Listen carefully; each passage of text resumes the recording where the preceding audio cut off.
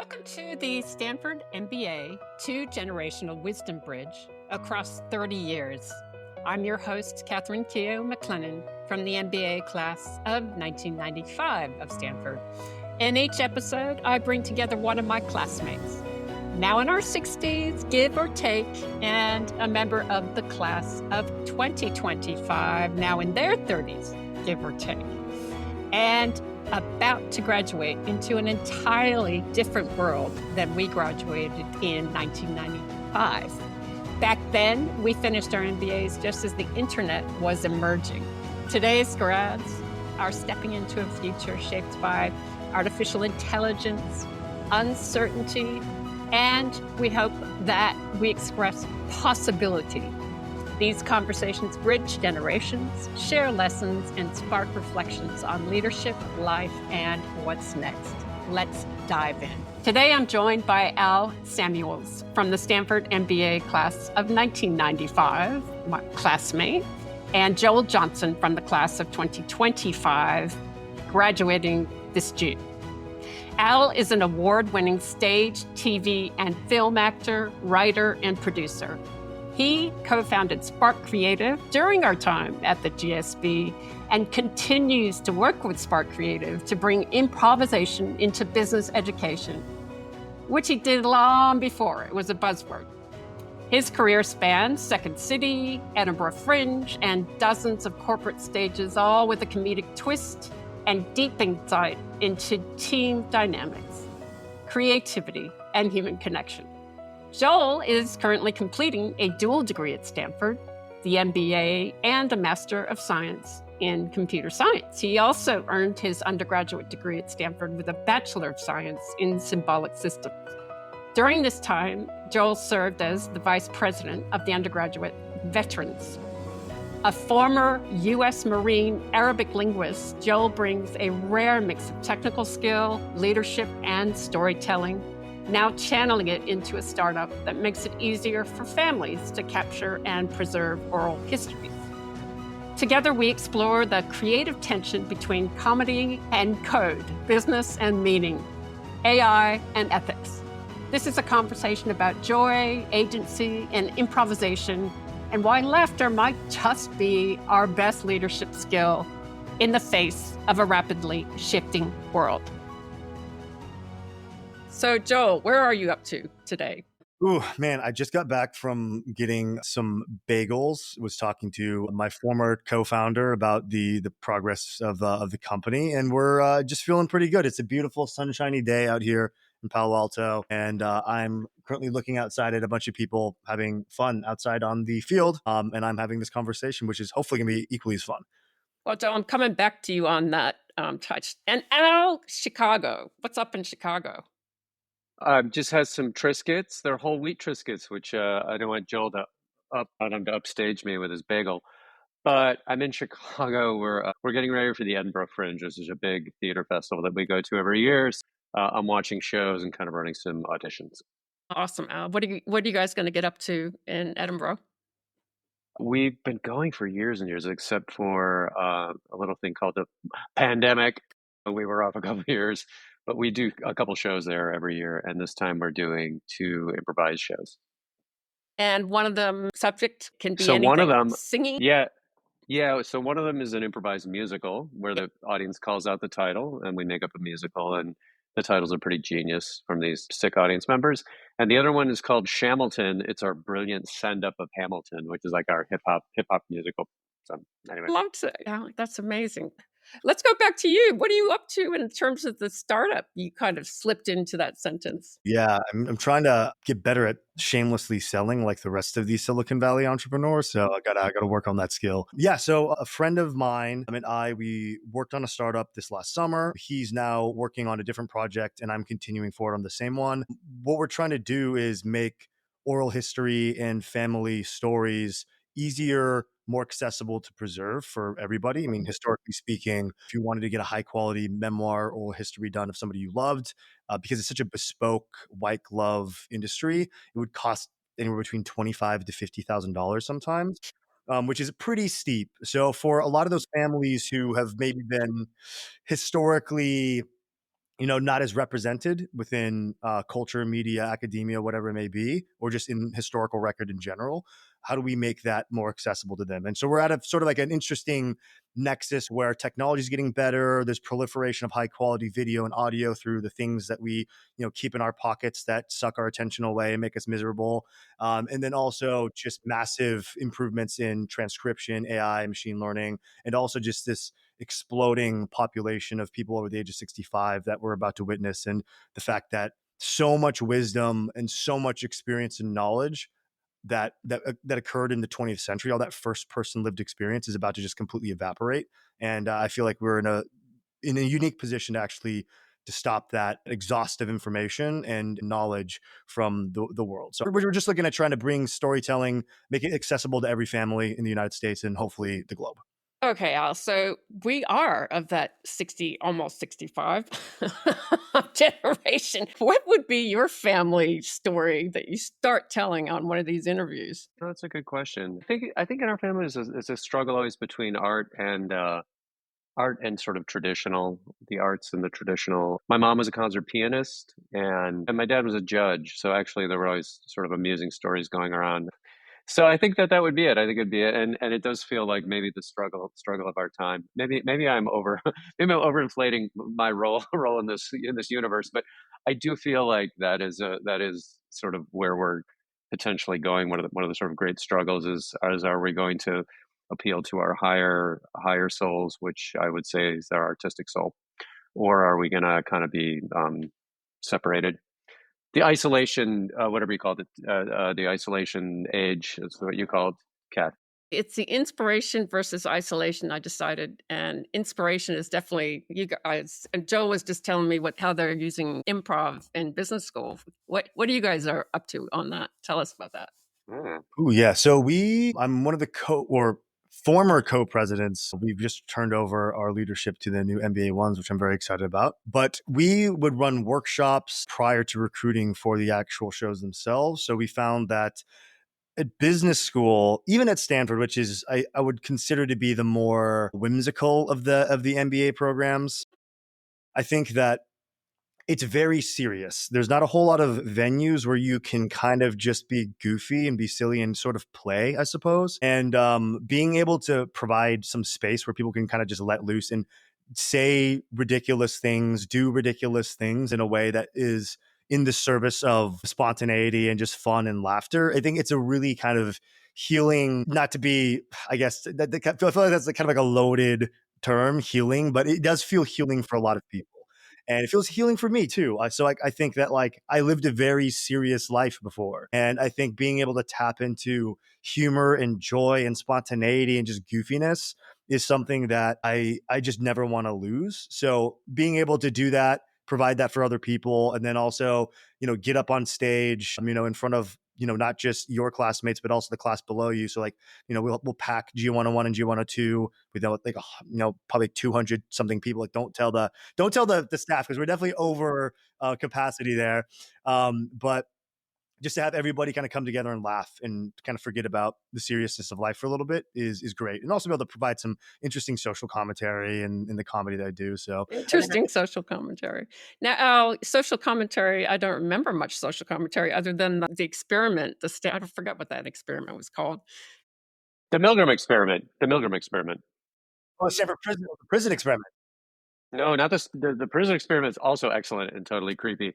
But the Milgram experiment is the one that was obedience to authority. Where that's right. It's the one person. Yeah. Do they still? So it's interesting. There's been at Stanford especially, ever since the prison experiment kind of blew up, and there's been this massive sort of reproducibility crisis within psychology as a field. They don't talk about it as much as they used to. I was psychology for my first quarter at Stanford. And then I ended up switching over to something that I felt was a little bit more robust in little quotes. And I just remember the way that they talked about experiments then versus, I talk to some of my friends now who are non-traditional students who come to Stanford and they're in, introductory psych programs. Very different from what I understand. It's very, they've really changed up the way they talk about things. Well, I tell you, Joel, because there's nothing better than the Milgram experiment. it was so precise and scientific, and Al can explain what that looked like. So, I mean, Jill, you just gave a very cogent discussion of what we should be careful about around psychology and the danger of psychology experiments. It was, to me, it was so funny. It's so ridiculous. It's like so, if you ever see it's a black and white film, it's very 50s feeling. The guy's in a lab coat and he is convincing who you think is just a regular person to shock another person who's in another room to death. Basically, as they get more electric shock, as you get more and more answers wrong. And I mean, the implications of the actual experiment are horrific because what it means is a guy in a lab coat, especially then at least, could tell somebody basically like, teacher, you need to keep shocking the person. And the teacher, who's actually a person who's part of the experiment, but the other person doesn't really realize it, is like, help, I'm dying. And the person's like, you're killing this guy. It's like, well, actually, you're killing this guy. Anyway, long story short, is I thought it was pretty ridiculous and funny and horror, but funny. So we based our entire show. I don't know if you guys still do our sort of first year show, which was our kind of variety-esque show around it, which I think is maybe one of the only reasons I was accepted into Stanford was to kind of work. Well, I mean, I'm almost not kidding. Anyways, that is weirdly a pertinent experiment sort of now, because basically listening to authority is pertinent in our trying times. It's really like some of the essays coming out on this is just phenomenal. I mean, Joel, you also, your career before, I mean, both of you had amazing different careers. Thank God for the business school, interesting. But your career coming into the business school was pretty interesting. What'd you get up to? Ooh, well, I was one of the veterans here at GSB, but I am one of the few enlisted veterans. So what that means practically is I, went in without a college degree, was not a commissioned officer, went in sort of at the lowest rank possible, and really got to experience the more regimented and less, I guess, like less, how would I put it? The side of the military where it's less glamorous. So I just like I remember going through high school. I was kind of a very mediocre student. I didn't really study much, and my parents didn't really have the means to send me to college. And I remember, despite being a very sort of like anti-authority, I'm not. Am I allowed to swear? Okay, yeah, I was a very much like a fuck the system kind of kid. And ironic how somebody who was very much like anti-institutional both ended up in the military and is now like very much part of like in quotes like the liberal elite now, having like my 3 degrees from Stanford or whatever. So but the interesting thing, and this is my observation about like the kind of the interesting component about the military that people don't necessarily understand, especially the Marine Corps, is the Marine Corps. You kind of imagine it being full of these very A-type macho, captain of the football team types. It's actually much more of like the like very like insecure, like probably doesn't have a strong masculine figure in their life. Like, I'm gonna go prove to everybody how tough I am, and if I go be a Marine, nobody will ever question my masculinity or how tough I am. So I was very much like of that archetype where I don't want to draw percentages of what the Marine Corps is, how much of it is constituted by that. I'm probably gonna get attacked on the internet for that, but that it's a very strong driver. Like the one thing that the reason that the Marine Corps never has problems recruiting is because there's never a shortage of insecure young men in the United States. That is for damn sure. So I kind of fell into that trap. The recruiter was like, he got me. He was like, he pegged me. He knew I was an anti-institutional type, and he's like, you know what? You wouldn't make it anyway. You would quit. And hook, line, and sinker. Multiple times in my life have I fallen for that trap of, oh, you can't do it. And I was like, okay, watch me. And then I like 3 months later, I'm in boot camp. I'm like, damn, this guy got me. He got me good. Wow. So yeah, so I ended up being in the military for 5 years. Spent most of my time in sub-Saharan Africa, As you working with do. yes, working with some really awesome professionals, predominantly from the U.S. Army Green Berets. So I didn't spend a whole lot of time with Marines when I was deployed, but I had the opportunity to kind of see how other branches did work and just have the utmost respect for the rest of what the military does. What an amazing career. I mean, almost similar, almost the same as Al's incoming career. Yeah, I mean, first of all, thank you for your service. Thank you for Thank you. paying your taxes and my salary. I appreciate Well, it. I was actually talking to Kath, not you, Joe, but whatever. No, I was talking to you. Thank you for your service. Thanks for making the rest. Thanks for making the rest of us feel bad. Yeah, yours were you serving? 2013 to 2018. So I was in right when sort of like the Islamic State was like really popping up in sort of prevalence, and then I exited at the same time when they sort of like kind of fell apart. I'm a veteran improviser, so I'm a veteran performer. So because some of the same. No, it's yeah. I mean, it's funny. Joel and I talked very briefly before this, and we were wanting to sort of chat about making sure that we got into some depth here, which I just appreciated what Joel did.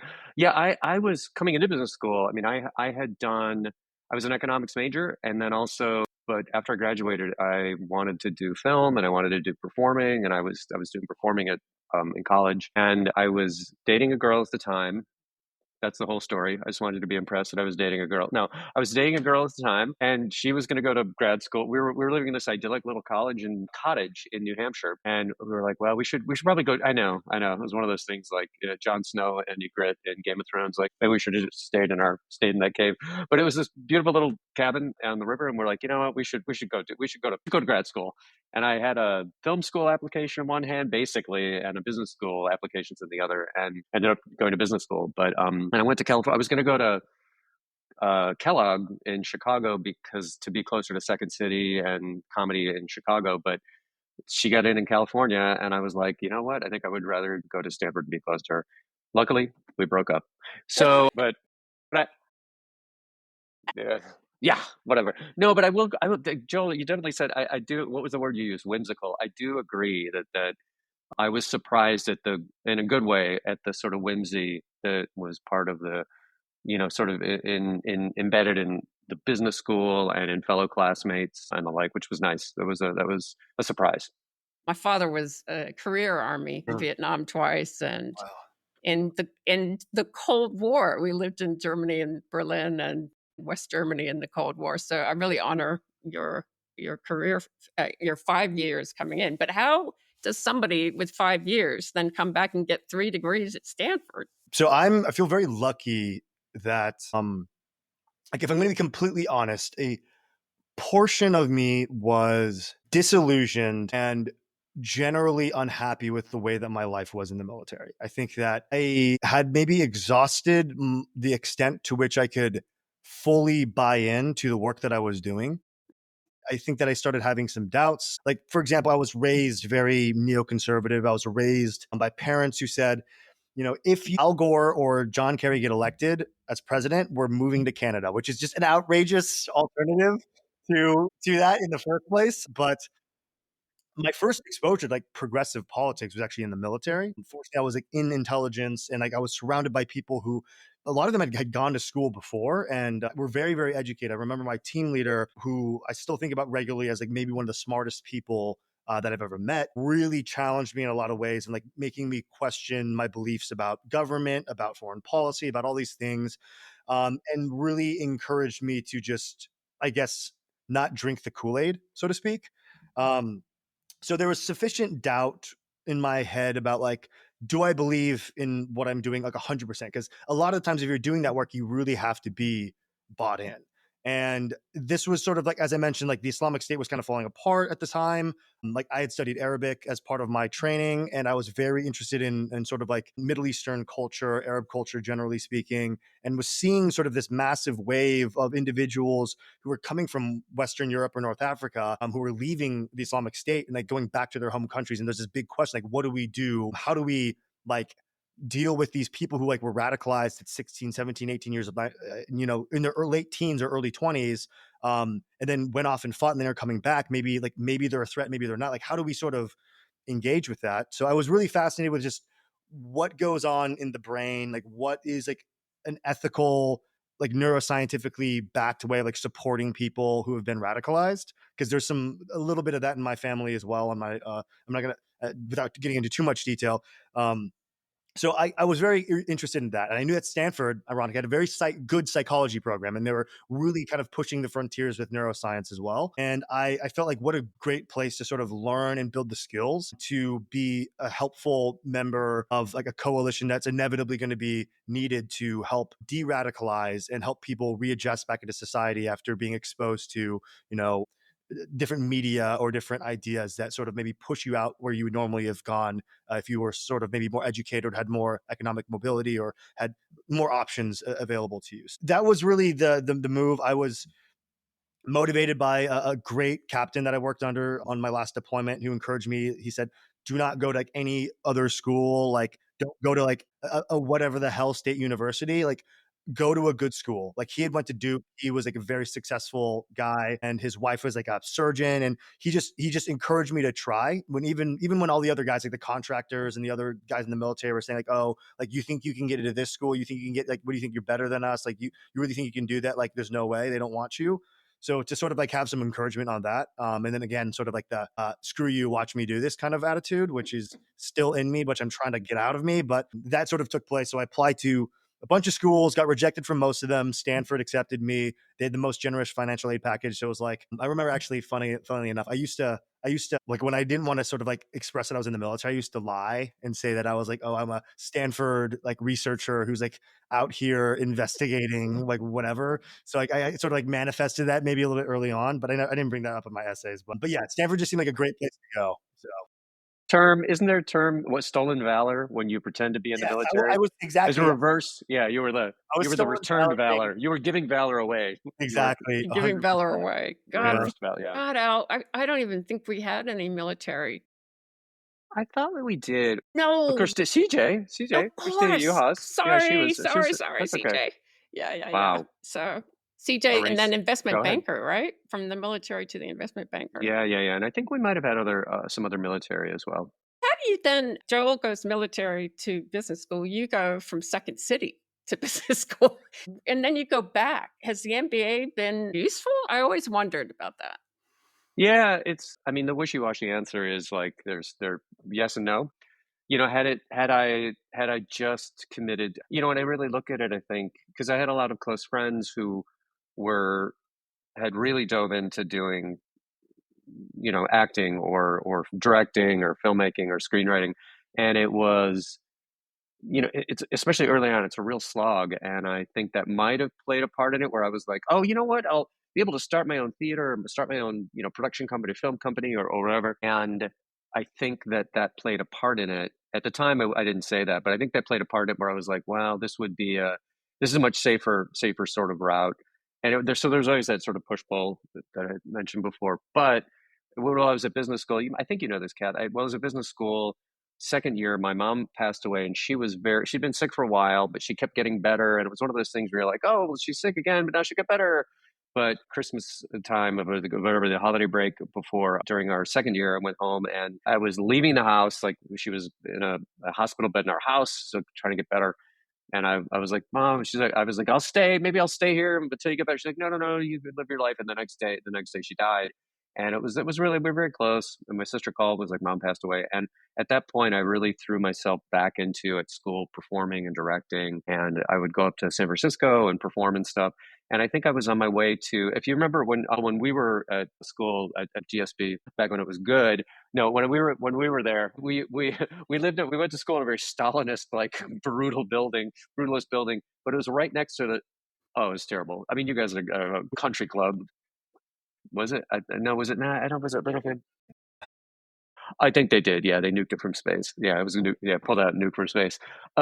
But it was right next to the drama department, and it was like as symbolic as you could have hoped for. At least my sort of journey there was business school right next to the drama drama building.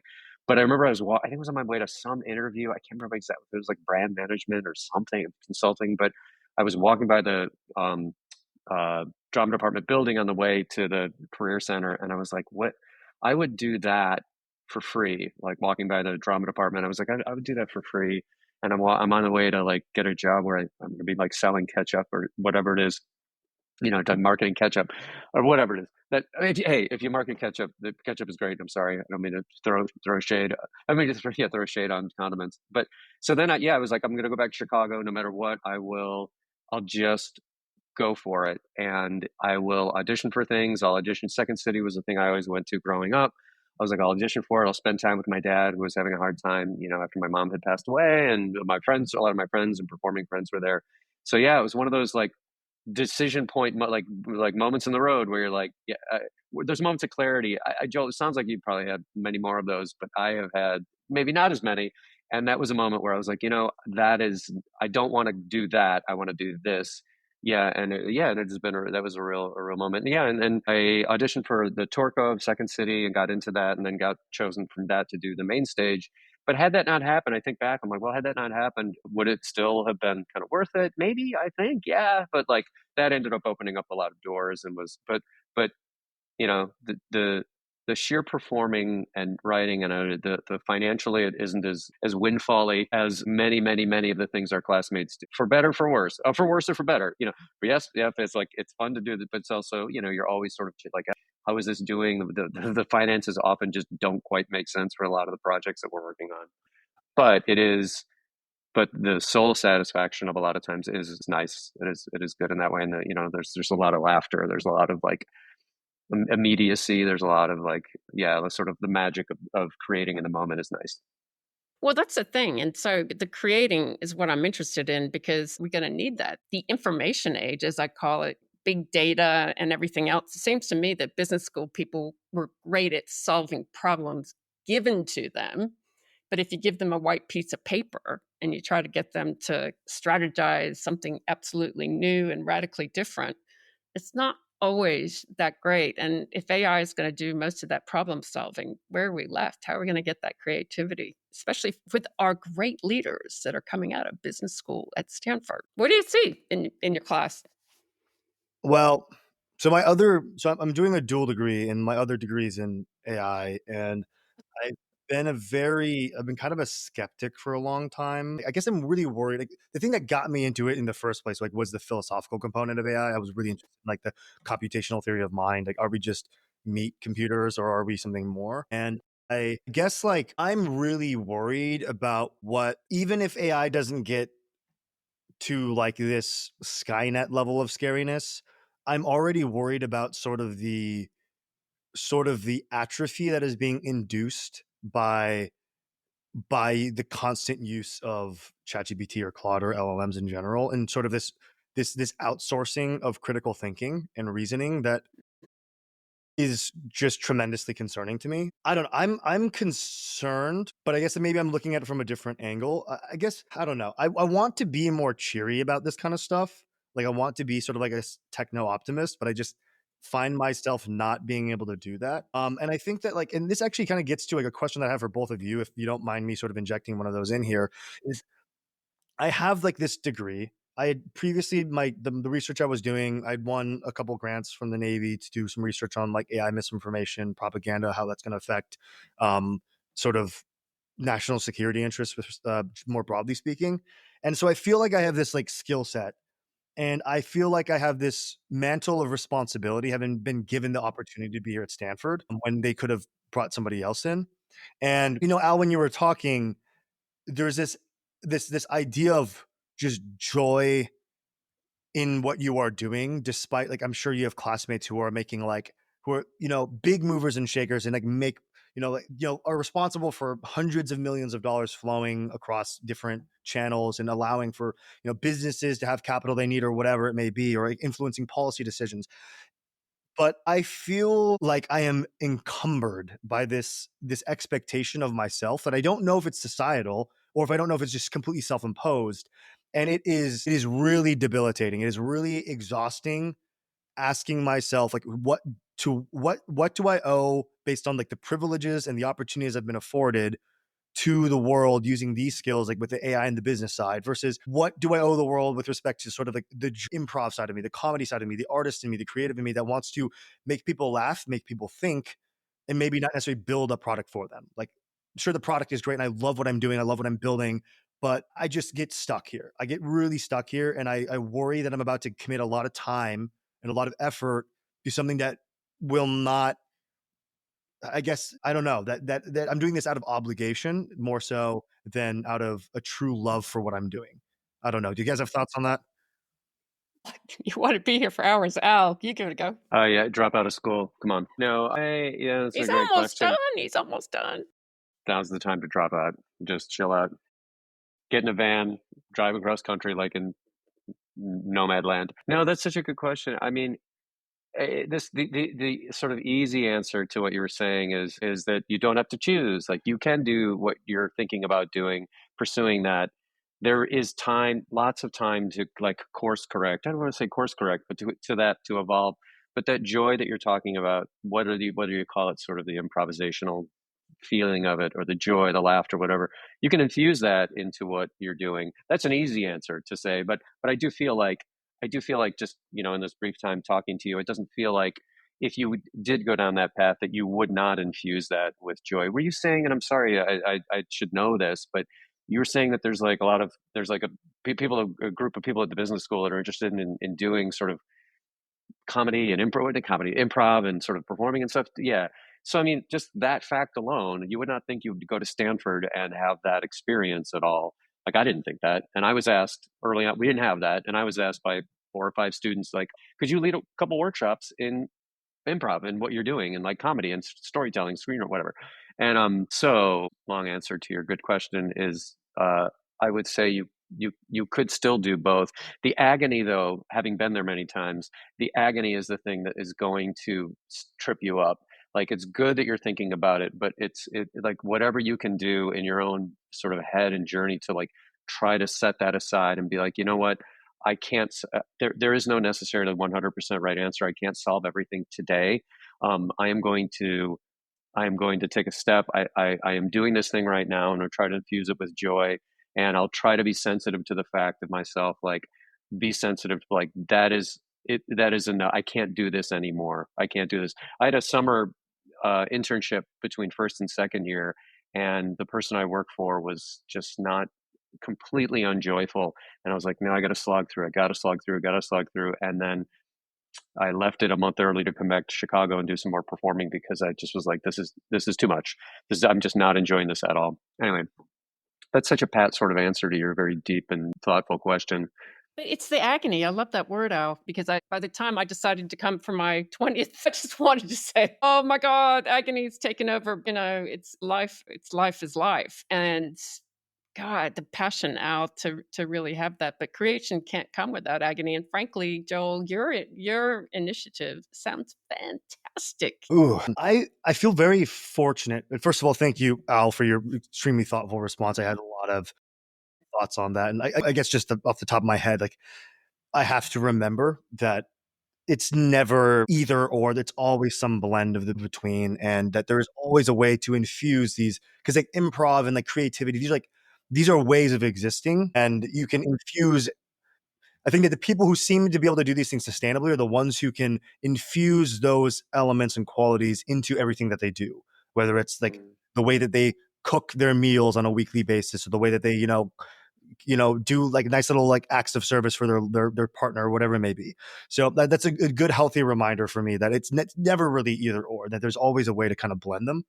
I think my general barometer for better or for worse, maybe it's because I'm a Cancer, and not that I believe in astrology, but people do tend to bring to me their woes. And it seems that people are very dissatisfied right now. I think there's a lot of people who feel that they are either going back to something they don't like, or that they are going into their opportunities with a lot of apprehension.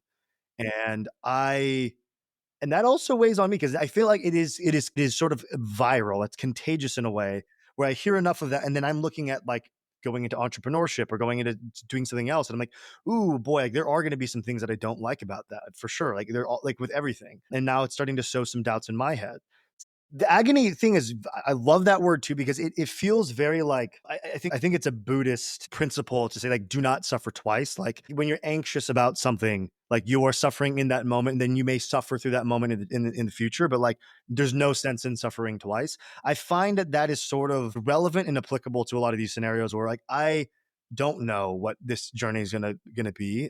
A lot of my friends, maybe they do know, because they're coming from those roles, but I don't know. It's just, the agony seems to be the one that is just, there's always a way for me to find ways of making myself finding ways of putting myself into agony. I'm a very cerebral person, and I think that by default, opt for like being in mental anguish. Like that seemed mental and moral and ethical anguish is like my default state. And I'm trying to, I don't know, I guess I'm trying to learn how to trust myself. And like something that Al said before was like, like you took that, you realize you're in this like joyless thing and you decided to quit. Like I also sometimes forget, like in the military, you can't just like quit. Like you can't just like, but like now I realize I can just quit. I can like, I guess learning to trust myself and be like, oh, I don't like this. I'm going to take action in response to that. Like, I think that has been, that's something I keep forgetting I have the ability to do. I forget about the amount of agency that I have. And it's kind of strange. So, Joe, I had a quick question. I'm so sorry, Kath. Go ahead. I had a question. So, I mean, you went through the military.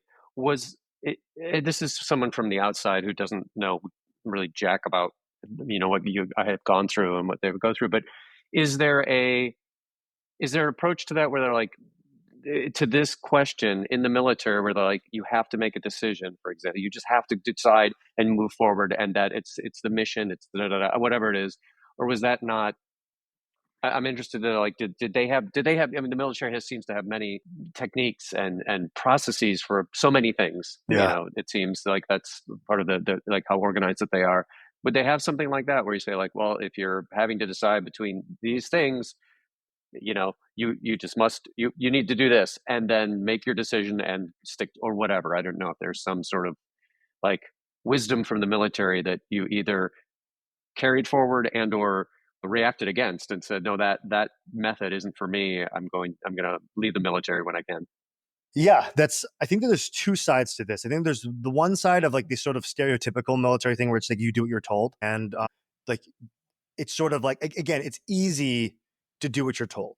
Like in boot camp and like the early training procedures, like those are really easy because you do it. It's all you have to do is like whatever ridiculous task they ask you to do. Like in boot camp, like it's not to be the guy who's telling boot camp stories, but like they're trying to drill instant willingness, obedience to order. So they'll have you do ridiculous things. Like they'll like go through these tasks and like, okay, like drink your entire canteen. Okay, I can do that. Like, okay, now like open up your foot locker. Okay, I can do that. It's like, okay, now put your bunkmate in your right cargo pocket. And you're like, okay, I don't know how I'm going to fit a human person in my cargo pocket, but you better damn well try. So it's like, so I think that there's the easy version is like, do what you're told. It's like, be on your set trajectory. And I think like the analog to that would be like for if you're like a young student who has like tiger parents, it's like, okay, do really good, get really good grades, have an extracurricular that you do at a world class or a national level, go to a great school, get a job as a doctor or a lawyer or something like that. And then like continue sort of like the success like this. But I think when you are then injected with this agency and you have the option to choose, that's when things start to feel more difficult, both in the military and I think more broadly in life. So when you have to ask, like, is this actually my decision? Is this actually my belief? Is this actually my values that are being imbued in sort of my decision-making process and my criteria? That's when things get difficult. But I think generally speaking, the most helpful thing that I think I took away from the military was this element of luck and how much you can make the perfect decision with the information you have in that time, and it could still go horribly. And there's also circumstances where no matter what you do, bad things will happen. Like, it doesn't matter how smart you are, how athletic you are. Like my grandfather was a submariner in a World War II diesel submarine in the Pacific. Scary job. It doesn't matter how smart you are, how good you are. Like what matters is the luck that puts you into that tin can underneath that Japanese cruiser that's dropping depth charges that are exploding around you.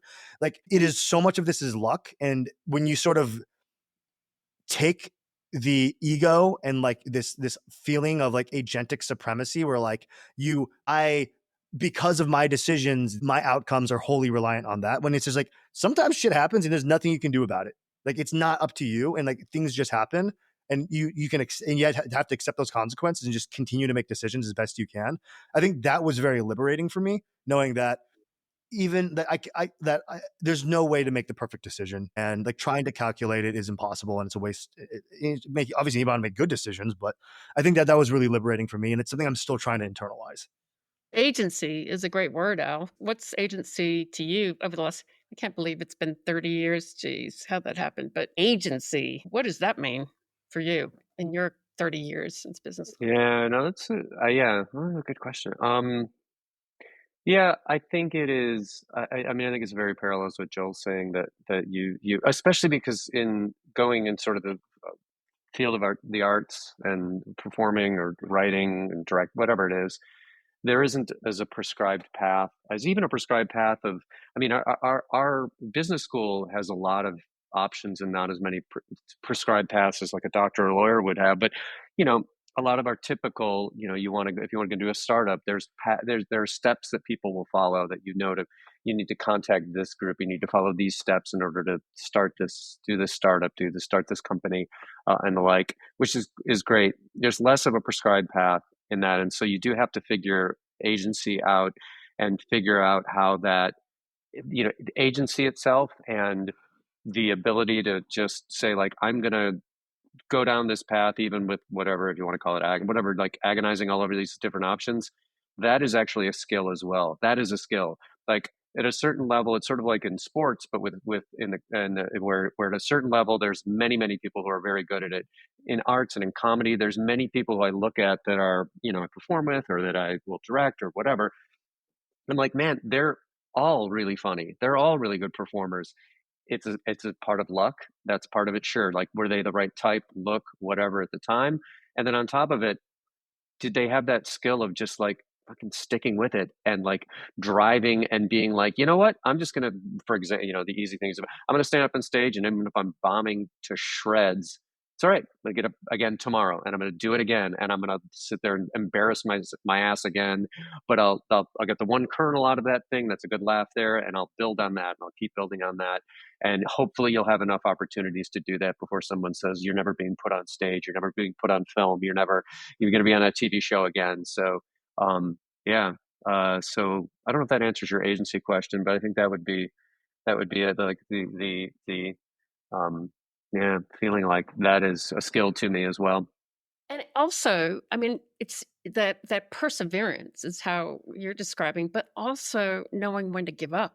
So I think for me, that was a major failure at times in my life when I did give up because I didn't persevere. And you know, you look back, Joel. So it's, you know, 30 years is amazing for one thing. So many of us have learned, gone this direction, gone that direction, and it's okay. Now, you know, what's interesting, Al, is at our last reunion, nobody mentioned business. Nobody mentioned what they were doing, really, at least from my experience. We had speakers and they were talking about things they'd learned about family, people that they had lost, things like that. What is the most important thing? Yeah, I mean, I don't remember, and my background is obviously a little bit different, but I don't remember much about peanut butter costing from cost accounting, sort of. I just remember I was amused by that term. But I will say, I do remember precise moments in touchy-feely. I remember moments in organizational behavior, like where people would talk about themselves a bit, like, yeah, and like really, I remember there was some, Joel, I don't, you know, I'm not sure if it's sort of a similar sort of vibe, but I think it was our OB professor was like, it was like a line of like how much you use the skills from business school, and one were the sort of basic like finance and accounting, and that was a line that sloped eventually downward. And as years go by, and the ones that do, it's the OB sort of, you know, personable, being a person, being empathetic, those things, you know, as the years go by, become more and more and more. I imagine, I mean, you guys are much in a good way. It feels like a generation that is much more sort of in touch with their feelings and the ability to be like, hey, you know what, this is too much right now. I need space. I need time. I need some me time. And I mean, maybe that adds sort of to the whole feeling what you're saying, where people are dissatisfied. Maybe we were dissatisfied. We just didn't know it. We just were just like, well, we're just having fun. I don't know. It didn't feel that way. It didn't feel that way. It did feel like you guys are you know, it does feel like we didn't face the same global worry that you guys do. It felt like we were in a little bit of a protected spot. Maybe just the Cold War had ended. We had a couple of hilarious holdovers from the former Soviet Union in our classes. We did. Big Igor. There was Big Igor and Little Igor. Big Igor would amusingly call out. I never forget an OB. This is a stupid story, but you know, everyone in OB would always want to hear their own voice talk. So they'd be like, oh, you know what? Well, when I worked at XYZ, like when I was treated well, I was more productive. And then someone would be like, yeah, building on what Joel said, and they would just say the exact same thing. I was more productive when I was treated well, and then Some things someone else never would be like, change. Yeah, exactly. They're just like, I got my points. But Big Igor, who would loved calling out the fact that he just raises his hand, and the professor called him. He's like, I'm from the former Soviet Union. The only way to motivate me is to punish me, which made me laugh.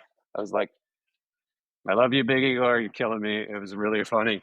But it does, long story short on this, it does feel like you guys have you're facing what feels just more like consistent global challenges. I mean, the pandemic is just like one of many things that we didn't, like we sort of knew. We're like, yeah, climate change is out there, but it wasn't like a constant conversation. But like, there was no idea of a pandemic. You're like, oh wow, there's gonna be a pandemic, and it felt like, oh, the world was in this sort of like quieter space. But anyway, yeah, so it does feel like you guys have more, and because of that, though, maybe because you are more in touch with the way that you feel, you are maybe just people are more in touch with that and feeling like, oh, you know what, I'm not happy right now. I'm feeling less happy. Joel, one of the terms that you used, AI pessimist, and I don't think we had pessimism we didn't even really understand the internet except for the technology club, which I should have joined in the cafeteria. However, shoulda, coulda, woulda. And the pessimism, tell me about that, because I don't know how this next generation and technology are going to interrelate. What are you seeing, studying it and being interested in psychology? Boy, think so. There's like the practical components. And of course, for every study that states something, there is also a study that is it's counter. But McKinsey released. They have an Institute for Black Economic Mobility, and they released a report talking about how they expect artificial intelligence to exacerbate existing racial inequality, income inequality specifically within the United States. And I guess like the most I'm fundamentally worried about like what are the sort of short to medium term pernicious economic effects of deploying these systems, automating away a lot of jobs, and just being in a position where I guess like the wealthy get even more wealthy and the middle class continues to sort of lose more economic opportunities. Like that's a pretty big concern of mine. But also a lot of people, I also recognize that there is an inverse to that as well. It's democratizing a lot of these skills. It's making more people easier than ever to be able to like build that app that they were curious about or build the tools. Or there's a lot of really promising aspects to it as well. But I guess like when you think about sort of how these systems are trained and how like what data goes into inform them, and like how really all the model outputs are largely incumbent and reliant upon that underlying data to produce whatever they do. When you think about sort of like who may not have been included in that data, who may not have been sort of adequately represented or represented in the most accurate light in that data, like that all kind of like makes you question sort of like what sort of biases are going to be baked into what becomes something that is so ubiquitous to knowledge work within the world. And I guess to me, it seems like it's going to accelerate a lot of problems. And given that technology, like specifically large technology companies right now are very like DEI is a bit, radioactive and people are just like leaving it completely. I don't feel like in this next 4 years, which is arguably some of the most important years with respect to the development of emerging AI systems, when that is sort of the tone of like any kind of like data equity issue, I know that again, another charged term is being kind of pushed to the back burner or just straight up being abandoned. That does make me pause, and not just from a standpoint of like whether or not like if like to appeal to some maybe like my more conservative friends who maybe don't like get jive with the DI stuff in the first place, totally understand. But like also like there's a large swath of sort of like the middle class like Appalachia experience, or sort of like the like again like the experience of sort of like the impoverished white rural areas in the Rust Belt. Like that, is that also going to be uplifted by AI, or is that also going to sort of be continue to be more destitute? We don't know. But I guess like just generally speaking, I am sort of worried about sort of what happens when we employ these systems without really thinking about the implications. But I also do have like a shred of optimism in the sense that like there are massive improvements that can be made to the quality of life for everybody, whether it's drug discovery, finding novel cures to diseases, or again, like there is a way for this to become a source of massive economic mobility and upside for average people, everyday Americans, and people all over the world. So it's, I don't know, like many things, I'm very torn, right? Like I'm not an expert in this space. I know just enough to be concerned about how little I know, want to find reliable, sort of thought leaders in this space. But today I find I really struggle, I guess, to just feel like I'm being informed in general in a way that makes me feel sort of positive, but not just about AI, but like everything. So I guess I'm very, You've said is, here's this child called AI, and we're bringing it up with what values. And that was a really thing I hadn't heard. But AI has affected your industry, Al. Didn't you guys go on strike because of not you guys, but a lot of the Yeah, directors and the writers. No, there's the the writers writers? and then directors and then and the actors on strike because I mean it's not saying anything probably people don't know, but yeah, the question of like, can we just have AI write? I don't know how much you know about comedy writing rooms for like a sitcom. There used to be 10 writers in a room or 15 writers in a room and a showrunner who's created the show and has a vision for the whole show. And that room's gotten smaller and smaller and smaller. And now there are things called mini rooms because they can have the producers are like, hey, maybe not now, maybe not today, maybe not next week, but in a couple of years, we'll just tell AI like, hey, AI, write a really, funny sitcom about X, Y, and Z. Like, give us an updating of Cheers, or give us an updating of whatever, of like, Boy Meets World, and here we go. That'll be, like, write it.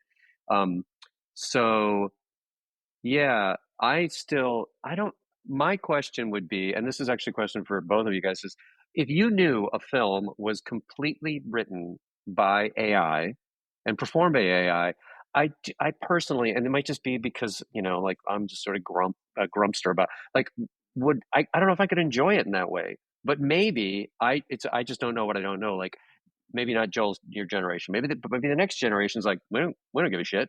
Fine, we don't care. We'll watch it. I don't care if it was like, done by AI or you had a thousand monkeys in a room just typing on typewriter, like typing on a keyboard. That's fine. So yeah, that would be currently still AI is like not quite there, but much like in other industries, you can kind of see it maybe where somebody just puts in a prompt and says, write me a funny thing. Because right now, if you say like, give me 10 jokes about X, Y, and Z, 9.5 of them suck. worse than Laffy Taffy jokes. Totally, yeah, total left joke. The nature of the beauty of the improv. Yeah, because we do one of the things of a company that we employ sort of actors and good facilitators and writers to do workshops and entertainment and this stuff for companies. And one of the clients we've worked with for a long time are the Kaufman Fellows program, and it's sort of like a business school for investors and for entrepreneurs, but particularly for investors. It's basically how to help VCs be human beings and stuff. And it's great. It's a great program. Sorely But needed. it is totally needed, but they're great. They're really great. It's one of those things where it's like sort of easy, like especially being in the sort of comedy and satire world. You're like, no, BCs make fun of, but they're really like there's some really wonderful, lovely, incredible people who are doing some like you're like, wow, you're really helping the world in such amazing ways. But the head of that thing in the last time that we did it last year, we're going to do it again this year. I wonder if we'll say the same kinds of things. But at the beginning of our thing, we're basically teaching them improvisation, storytelling, and the like. But he was like, this is one of the skills that AI can't replace and is going to be not just can't replace, but is needed to sort of interface well with it, which I was like, that is really true. And I had, this is another sort of part two of that. I had an improv teacher at Stanford and I took an undergraduate improv class. I had to do that to audition for for the undergraduate college group. But she said, and I just love that she was like, improv is one of the few places in the world that real magic actually happens in front of your eyes, which I was like, that is really cool. And it is, I'd done it for a while, but I hadn't thought of it. It was like, that is the human part of it where you're feeling like, I don't know what I'm going to say necessarily. This person doesn't, but together, if we follow these sort of guidelines, we will create something that is funny and beautiful and touching to the audience. And the audience sees it as like, it's magic to them and it's magic to you. And that is really like a part of being human that maybe AI cannot replace. Maybe. Comes from the soul, though. Even, and I've gone off a little bit of neuroscience and just am so fascinated with what comes and is drawn out. And Yeah. That's the fun. So Al and I are going to inject optimism. Yeah, I think that that's maybe when I think about optimism for AI, I think a lot about, I guess, the teaming component of like how do we make skills that are a bit more niche and make them more available to people. And part of like our long-term trajectory is we want to basically build sort of a system, like a sidekick that allows any individual to sort of be a better story maker, to be like somebody who can sit down and kind of do what you do, Catherine, like ask the right questions, to know what questions, or to have a better idea what questions to ask, that especially that are like that call upon cultural references or things about their experiences that you might miss. And I think it's going to bring people closer together. I think that's the hope. But Al, to your question about like the AI film, I'm actually very optimistic with respect to um, so there was a really famous article. Was it Reed? It was one of the Reeds who or maybe it was one of the Reeds. I don't know, but it was like the something about like software is eating Silicon Valley or something like that. There's some other article that was released, I think, at MIT's Business Review or something, that was talking about how philosophy is going to subsume AI. And I think that there's some really interesting. I think we're going back to some very interesting basic philosophical inquiry, like because of AI. Like, okay, what makes us human? Like, what is cognition? What is thinking? And I think that there's a lot of really cool opportunities for AI art, but not from like let's turn everything into Studio Ghibli AI art, but like experimental sort of conceptual art. So what you mentioned with this movie, it's like maybe the movie itself is not the art. Maybe it is the experience of going in there and trying to discern what is human, what is like, is this derivative? Is any art truly novel, or is all art derivative of something else? Like it is. I know there's a lot of inquiry around that and a lot of theory, but I guess like that's sort of an opportunity for some optimism for me. Is I think that AI and its increasingly human-like, I guess, productions and output is going to make us even more. There's an evil side of that, of like what makes us human, but I think there's a lot of really interesting questions we can ask ourselves about what does it mean to be human in like the best kind of sense. Like how can AI be this wall that we press ourselves against that allows us to differentiate ourselves, and what does that actually mean for the way we connect to each other, treat each other, and produce creative output. So I'm optimistic in that sense as well, but I but not, no, but also the copyright thing is big. I know that a lot of the people in Ghibli are like looking at all the Chat GPT like recreations and are like really concerned about the implications of that as well, with like respect to diluting the artistic image. So I don't know. I think that I would watch that movie, but not because I want to watch it because I think it's going to be good, but because I think it's going to be interesting as a talking point. Mm-hmm. So Al, as we come to the hour, how do you kind of reflect? Where are you now in this conversation as we leave it? Yeah, I'm lucky in the way that I still get the chance to perform with people like in their 20s, 20s, 30s, 40s, 50s. We still perform it, and it is cool to watch them have the same wide-eyed, like, this is amazing, it's fun, this is magical, this is hard, this is like, oh shit, I'm like, I'm going to pay my health insurance, et cetera, et cetera. I mean, that's not the fun part for them or me, but it is really nice to see that, and it is nice to feel that. And it is, I mean, this conversation really made me think too about my own optimism, my own pessimism, and sort of feeling like what are the values of that and where that might come from. So that's part of it. And another, I will just say a quick thing, like, speaking of sort of comedy, storytelling, movies and the like, there's a few sort of movies that if I were thinking about this, a lot of times I think like, what sort of movie does that remind me of? And there's a movie out now called Companion, which is really great. A friend of mine wrote and directed that, and that's not like that usually can be a death knell. Like, oh, I have a friend who wrote, but it's really good, and it deals with some of these issues. Like, what about if there's like a bad human and a nice AI? Like, what happens there? And then there's just things like Her, if you remember that movie Her with Scarlett Johansson, yeah, Joaquin Phoenix. And then there's an old show called Battlestar Galactica, not the like old one, but a more current one that deals with like, what is it to be human? What is it to be like a robot, and put the two together? Anyway, so those are things that I sort of think about, and I do think, regardless, that art can help us process the questions around this before maybe it gets to the point where it's, I don't want to say too late, but kind of too late to unring the bell. Joel, do you want to sum up as we come to the end of the hour? Yeah, I think I am leaving this conversation with more regrets not having asked more questions, if I'm going to be totally honest. I can tell, and this is not me trying to get a bid to talk to you guys more, but I can tell that there is a lot. I guess we were talking about wisdom. Al, both and I sort of like talk about sort of the baggage that word carries, but I've always been somebody who's gravitated towards hanging out with older people and enjoying time listening to people who have just like been around the block a little bit longer. And I feel like we had a lot of jumping off points there that I wish I took more advantage of. And it's now making me think like it's compelling me to just ask more questions and have more conversations with people who have seen more time. And I'm just really grateful. I think it's also made me just think a little bit more about like my own stances, my own optimism, my own trajectory. I still have a lot of questions whether or not like I'm headed down the right path or whether it even matters or whether there even is a right path. But I don't know. This feels like an incomplete component of a complete fuller journey. And I think just glad to have had the opportunity to talk to some folks who have similar interests and have just been awesome to converse with. So Al, I hope to, I mean, the takeaway from this is I'm going to be trying to talk to both of you more often. I mean, especially Al, like just being like committing yourself to the arts and Awesome. having performance. Like big question I wanted to ask you was like, they say, don't make your hobby a career.